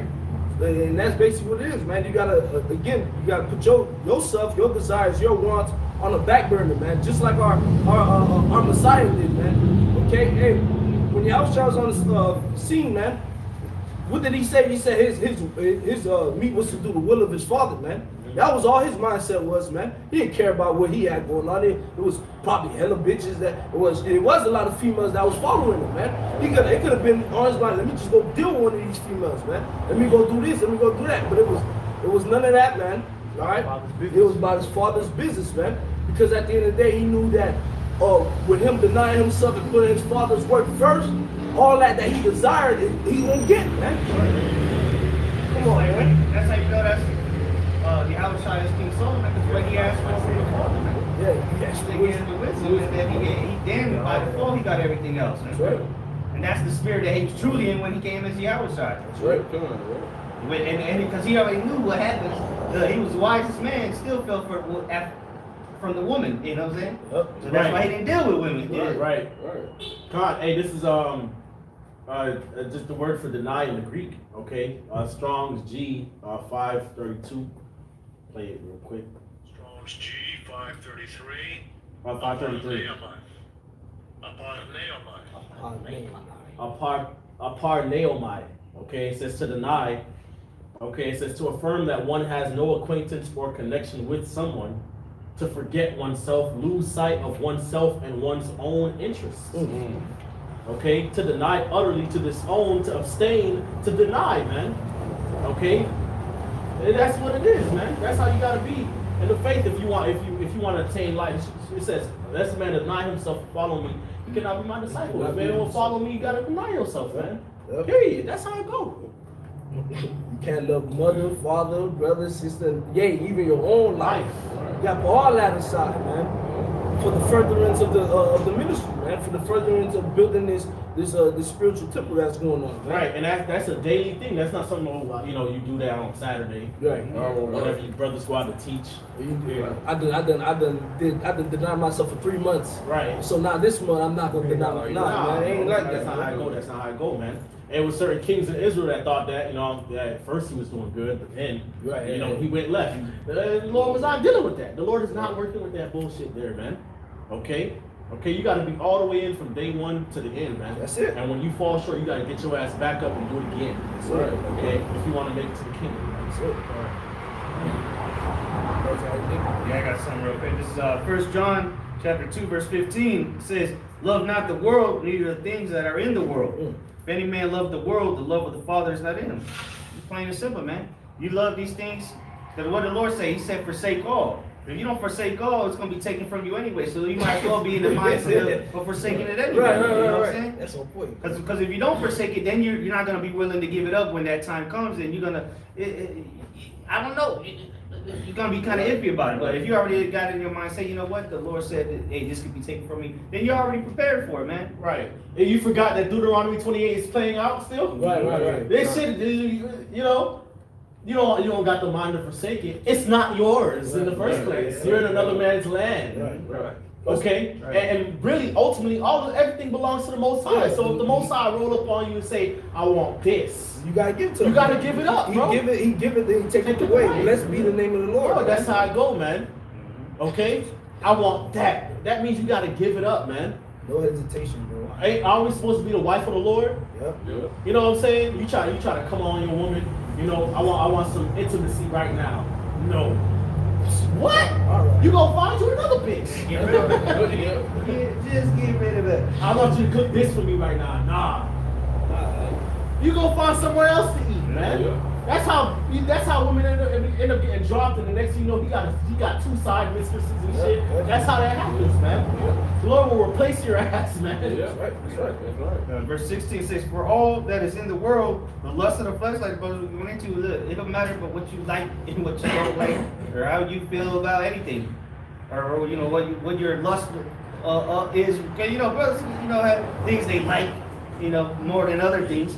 But at the end of the day, you should know, look, that's not a priority, man. That's just the lust of the flesh. It don't pertain to the spiritual things that we actually need. It says the lust of the eyes and the pride of life is not of the Father, but is of the world. So hey, we need the things of the Father. Everything else is the worldly shit, man, which ain't gonna get you salvation, man. It's gonna be ultimately, if you live here in America, it's all gonna be destroyed anyway. Right. Right. And really, any of the worldly things that the Lord gives you, that's really supposed to be for the edification of the body. Yep. Right. Okay, when you read in Exodus and Leviticus, Numbers, Deuteronomy, Moses telling the children of Israel, put up a collection for this. Yeah. You know what I'm saying? Bring the talents of shekels of gold for this. Find a person who gonna do the artwork. The artwork, the needlework, the cunning woman, the cunning man that know how to sew the tapestry. You know what I'm saying? Take your earrings off and melt it down for this. You know what I'm saying? That's how it go, man. The things the Lord provide for us in the tangible, that's supposed to be flipped for the ministry, man. That's how it goes, man. And what happens when you hold back? Well, look at Ananias and Sapphira. They dropped dead Immediately. Because they held back, because they just in case it don't work out, you know what I'm saying? Right. We'll go hide that over there. Right. And the Lord sees all, man. They're like what Peter said, you have not lied to me, you lied to the Holy Spirit. That's right. And I wanted to mention, because you remember we was talking on the way up, it was talking about that, and it was like, those are things, if you look at it, are talents as well that the Lord gives you. So you're supposed to, and what the Lord said, man, you're supposed to flip those talents, man. So everything the Lord gives you in the tangible, you're supposed to really be putting it towards the ministry, man. Lord give you a woman, that's supposed to really help you so you can help further the ministry, man. That's right. They ain't supposed to be slowing you down, man. What type of shit is that, man? They're supposed to be making all things common, man. Yeah. If you're good at something that could help the brotherhood, man, what are we putting it in your back pocket? You know, I'm not gonna say nothing about that, because Nah, man, going on. it's part. The Lord made you good at it for a reason, shit. Right. Now, if it's you know, some brothers is good at things that are not gonna help the ministry, then that's when you be like, all right, that's not gonna help anything. You know, what I'm saying? Then that's cool. But if it's something that you can bring towards this ministry, you know, help the brotherhood, or hell, maybe it is something that you don't necessarily see it as it can help the bodyhood, but hey, it might come in handy sometime for a brother somewhere somehow, you know. But it's all spiritual things at the end of the day, man. That in the sense, when I mean that you have to be able to see it spiritually. You know what I'm saying? right. You gotta be looking like it's like a business owner, man. Mm-hmm. You know what I'm saying, all right, you gotta be looking at your assets and how they can benefit the enterprise as a whole, man. Right. Okay, all right, that's how it goes, man. All right, and even how his disciples, man, they had a few loaves of bread and fish left. Made that work. Okay, and then they flipped it for the whole people that was following them, man. And look at the main disciples. The first ones that Yahushua got, Peter, Andrew, James, John. What was their profession? They were fishermen. Right. So it was easy for them to understand being fishers of men. They already had the concept down of being patient and fishing. And this is the script, you know, this labor is likened unto fishing. Fishers of men, right? I have said many fishers, the brother read it earlier. Well, that's why they were so quick to understand it, because, oh shit, well, we've been fishers all the time. We get the concept of, they got it. They got the concept. They had to be patient. You know, they had to, outside had to work with them because they were still, like the apostle said, they were still on a low level. But they understood that concept, you know. But what? That was something of the world. And they continued to use it because what? When your house came to them, what were they doing? They were fishing. Out in the water fishing. You know, so they didn't just drop. Yeah, they dropped their nets and followed the house side, but they didn't just say, I'm never fishing again. They were good at it. Obviously, that was their occupation. Yeah. I had a real quick one. This is 1 Corinthians chapter 12, verse 7. But the manifestation of the Spirit is given to every man to profit without. For to one is given by the Spirit of the word of wisdom, to another the word of knowledge by the same Spirit, to another faith by the same Spirit, to another gifts of healing by the same Spirit, to another the working of miracles, to another prophecy, to another discerning of spirits, to another diverse kinds of tongues, and to other interpretations of tongues. For all these workers that one, in one and the same Spirit, dividing every man several as he will.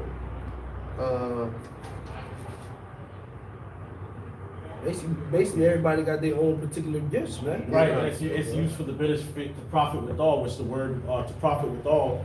Okay, when you go into it, Strong's G 4851. Semphero. Okay, which that sounds like synchronism. Okay, to symphony. All right, like you have a harmony. You know what I'm saying? Okay, it says to bear or bring together. To bear together or at the same time to carry with others, to collect or contribute in order to help. And so, like the brother said, a symphony. If one motherfucker's playing this tune and another mother, it's not gonna be in sync. It's not gonna come together. If it comes together, though, it's gonna sound precisely a masterpiece. You know. That's why we're supposed to be one mind. But what we're one body, but we all got different operations, so to say. The pinky gonna do what the nose do. Right. Then that's what I was looking for. It's a 12 verse. Yeah. Verse 12, for as the body is one and have many members, and all the members of one body being being many are one body, so also Mashiach. Alright, so we're all like one body, man. Alright. The toe can't work without the foot can't work without the toes. The legs can't work without the feet. The head can't without the arms. Alright. Like the brother was saying, all brothers have different gifts that may be good at different things, but at the end of the day, it all works together for the ministry. Right, that's a mindset. And Paul's trying to put them in a certain mindset because the Corinthians was not in that mindset. They each had their own particular gifts, and they were boasting one against another. I'm a Paul, I'm a Apollos. You know what I'm saying? I got this gift, I got that gift. Why you ain't on this level? Got women teaching. Shit. This whole shit was out of fucking order. I know this, I know that. I do this better, I do that. That's bullshit, man.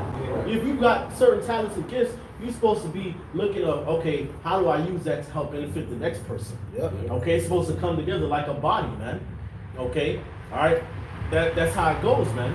Now imagine if you know what I'm saying, if somebody tried to punch you, and instead of you reflexively, your nervous system and your hands reflexively trying to block your face from the punch, the hands just said, fuck that. I'm doing me. I got my own shit. You know what I'm saying? I need to grow his own hands, shit. You know what I'm saying? Gonna get knocked the fuck out. Hey, your ass gonna get knocked the fuck out, man. But reflexively, the Lord designed the body. Okay, the eye see it. Don't send the signal to the nervous system, and now you're gonna block the punch. And it's working your whole body's working in unison. Your legs moving, your hips, your head. You got the head. Now you popping and weaving and shit.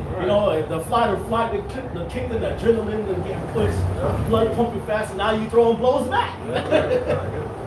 Just like something as simple as the hairs on your skin and your eyelashes, man. They all play important parts. Without eyelashes, you know how much fucking debris would be flying into your eye, man? Right. All right? That's the first defense for your eyeballs, man. Your eyelashes, man. Right. Your boogers. Yeah. The nose hair. That shit pulls out all the bacteria. Your tonsils. Yeah. But he started wanting to remove your tonsils. Yeah. A lot of people don't even have tonsils. That's a main defense for your immune system. Shit, you saw got me. Removed my tonsils when I was a little kid. No wonder my ass was always in the hospital growing up and shit. Yeah, that motherfucker fucked me up. You gonna get paid back for that, man. To that doctor. I'm pretty sure it was eating money. That was alright. Hey, but real quick, if one thing goes, let's say that you got to cut an arm off, then that means the rest of the body, like we were talking yesterday, you got to know your lot. You got to know what you're good at. Because if not, then how you going to pick up slack or how they going to know to pick up your slack? If you know what I'm saying? So the arm know it's an arm, damn it. They don't try to fucking piss for you. You know what I'm saying? I want to piss now. Right. Yep.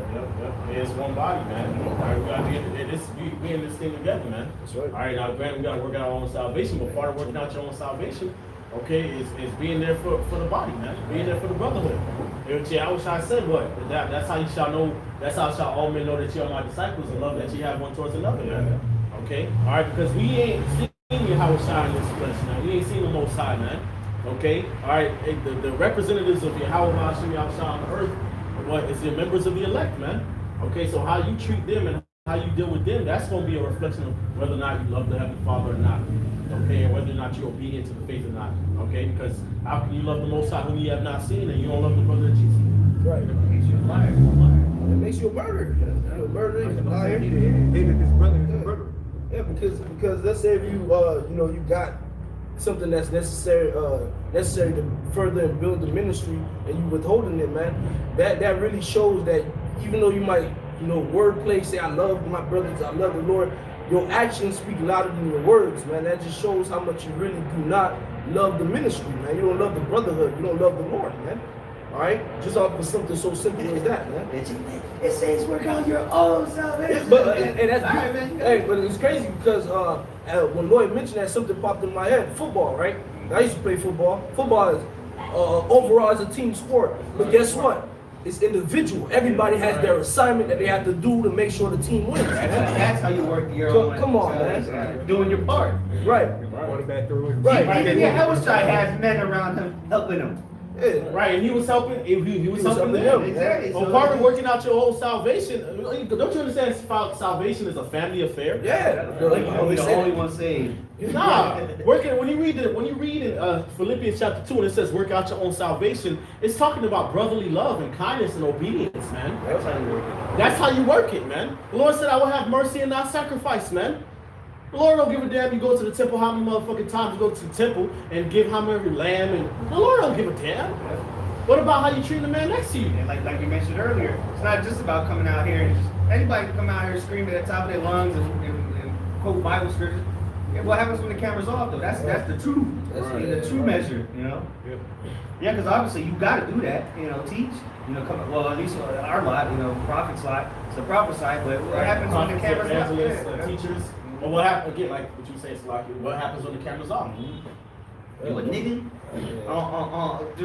6 days a week, but then on Saturday you captains, you know, Israel. Perfect Hebrew, man. Yeah. Perfect Israel. I don't give a damn. How many times you go out to camp a week and you know what I'm saying? How you put up videos and no, the Lord don't give a damn. The Lord care about a daily sacrifice, man. Okay. All right. Scripture say today, if you will hear my voice, harden not your hearts, as in the provocation. Okay, as in the day of temptation in the wilderness, where your fathers proved me, okay, and tempted me and saw my works 40 years, man. Was I grieved with that generation, man? The Lord was pissed off, man. Because they didn't want to have faith, they didn't want to be obedient. One moment they trying to be down, next moment they ain't down. One moment they believe, next moment they don't believe. One moment, Moses, we love you, next moment, Moses, you know. Talking shit. Then when Moses died, everybody cried. Oh, Moses! All this dumb ass shit. But when he was alive, y'all ready to talking shit. Talking shit. What? Wow, bro. Jake don't know what they want, man. And the Lord told us that stiff-necked people, Hard-headed. hard-headed, you know what I'm saying? Impudent. God damn. And if it ain't our people, then Israel don't exist. Yeah. It definitely is these niggas, man.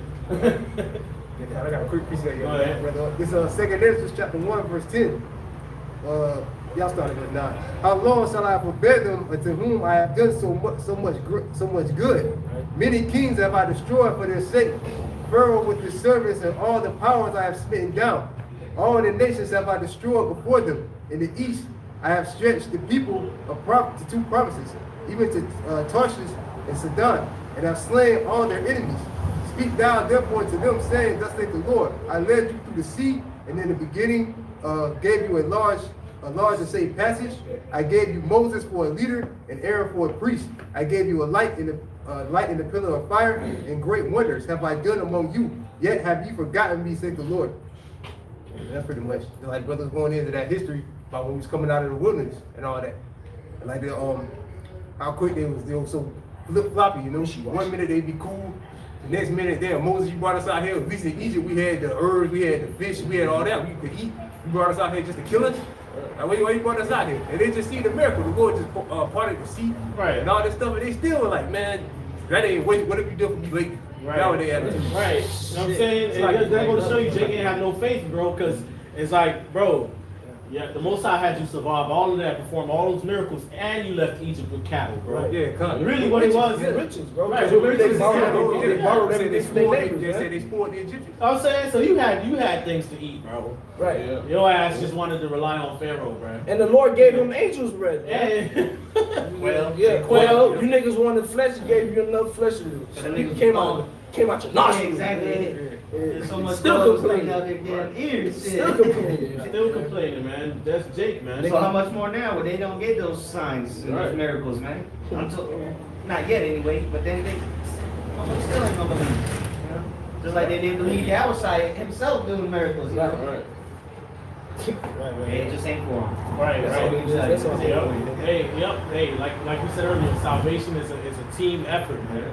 Okay, that's not just you do it on your own. No, man. This is a body, man. Okay, all right. It's a family. This is a family affair, man. And I always tell loyalists and brothers down there, Hey, you look at a family household, man. You got what? You got children. There's always a child that can't reach the cereal that's on top of the fridge, man. What are you gonna do? You gonna go find help, man. So imagine if the older brother, the parent, never wanted to help the child out. The child would probably starve to death, man. Right, yeah. Or you gonna hurt himself. Right, hurt himself trying to do it himself. Work out your own salvation, man. Not even cast, man. This shit, Now man. that blood's on you. Right, Yeah. but the scriptures tell you what two are better than one. Right. All right. How can one be warm alone? Can two walk together except they be agreed? Okay. And the scriptures tell you what? A joint vine is fixed. Judah and his companions, and Ephraim and his companions, man. Okay, they shall be one in thy hands. Let's talk about the grafting in of the wild olive tree to the natural olive tree. Okay. The scripture say what else? Scripture say the Lord sent out the prophets 2 and 3. Okay, let one speak and the other interpret. He said where 2 or 3 are gathered in my name. Not where you by yourself. He said where 2 or 3 are gathered in my name. There am I in the midst thereof. So you by yourself, yeah, the Spirit is on you. But not like it will be with there's more than one brother, man. Right, that's why I should tell you to forsake not the assembly, okay, of yourselves, man. Okay, all right, and the scripture what call us what a sheep, and the sheep are always together. The sheep go astray, that's him. He out there. If a wolf roll up on your ass, that's on you. A lion, a bear, that's on you. You better hope the shepherd likes you. You better hope the shepherd likes you. And remember, fucking remember. And that's the thing. The shepherd knows all his sheep by name, and they know his voice. So if you ain't his sheep, you don't know. I don't know whose sheep that is. Yeah, that might be a goat over there. Yeah. Buster. Shit. Yeah, God. Yeah, it's all right. Okay. I guess we close out. All right, we can move. All right, so with that, we pray this lesson will edify. We want to give all praises, honor, and glory unto Yahweh, Ba'ashem, Yahweh, Shai, Ba'ashem, Rakabadash. Give honors to our elders and apostles of Great Millstone, Elder Tahar, no doubt, and rule well. Peace and safety to you brothers pushing the truth and sincerity through our Philippines of the road. With that, we want to shout, Shalom. Shalom. City elect. Shalom.